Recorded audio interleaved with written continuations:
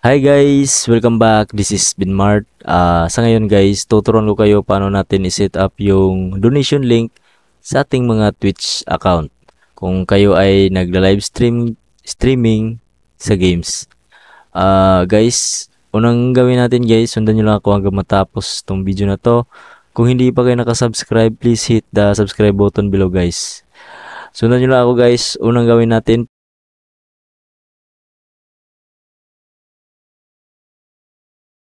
punta kayo sa mga browser nyo guys, kung kahit anong browser man yan. Sa akin dito, tapos login muna natin yung Twitch natin guys.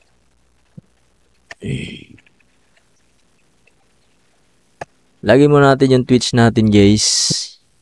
Ito yung Twitch ko guys. Nakalagin na guys. Nakalagin na. Tapos, new tab tayo guys.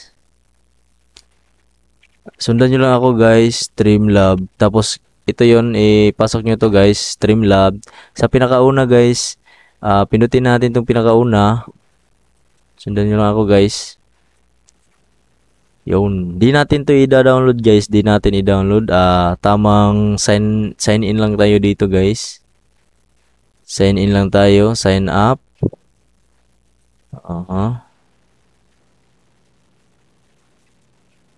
Login. Login lang tayo guys, login lang tayo sa Twitch natin.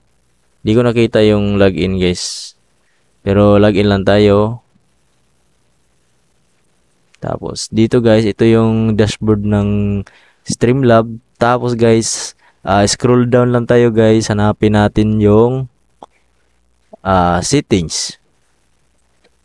Pinutin natin tong settings sa gilid guys, sa kaliwa ko.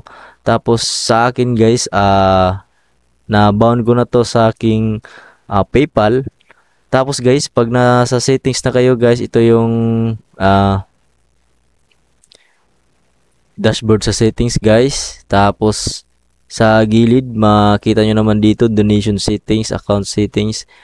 Dito guys, sundan nyo lang ako, makita nyo dito account settings. Dito tayo sa donation settings guys.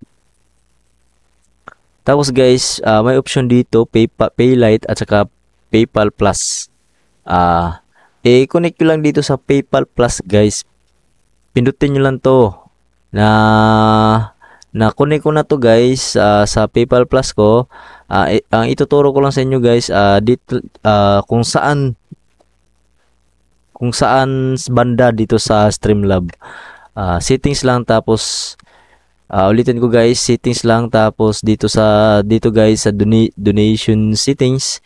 Tapos, dito sa PayPal Plus, connect nyo lang yung PayPal niyo dyan. Pagkatapos yung makonect dito guys sa PayPal Plus, nakonect ko na kasi guys sa akin. Tuturo ko na lang kung paano ba ito, paano ba gawin, paano ba ilagay sa ating Twitch. Pagkatapos guys, piliin nyo tong PayPal Plus, nakonect na sa akin yung PayPal ko. Nakita nyo sa gilid guys, sa itaas, yung link. Copy nyo lang to guys, pindutin nyo lang tong yung link. It has been copied to the clipboard. Pinutin nyo lang to guys pag na-connect na to yung PayPal niyo. Tapos balik tayo sa Twitch natin na account. Pag nandito na tayo guys sa Twitch natin guys, punta tayo sa settings natin guys.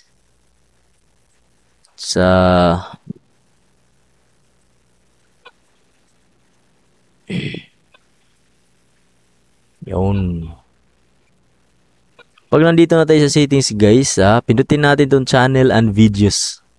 Channel and videos guys. Dito sa baba guys, nalagay ko na sa akin guys. Ilagay nyo lang dito sa social links nyo guys, donation. Tapos, sa link URL guys, paste nyo lang. Tapos add. Yan lang guys, yan lang kadali. Sa akin, na-add ko na guys, delete ko na to.